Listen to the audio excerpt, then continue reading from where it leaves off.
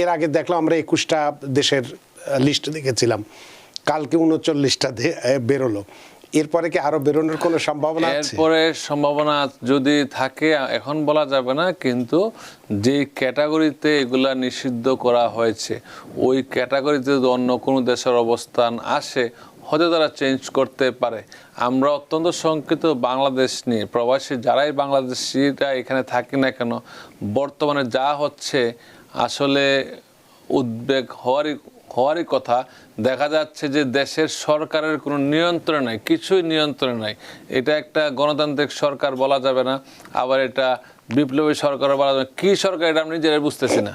তো এখানে দেশের মানুষ কোথায় যাবে, কার কাছে বিচার দেবে, এই জিনিসগুলো কিন্তু খুবই ইম্পর্টেন্ট ফ্যাক্টর। যদি এরকম যদি ওয়ার্ল্ড মিডিয়ায় চলে আসে বাংলাদেশ অবস্থা খুবই খারাপ, আর শুধু পেশি শক্তিতে রাজনীতি করা হয়, তখন এই দেশটা ওই কাতারে পড়ে যেতে পারে।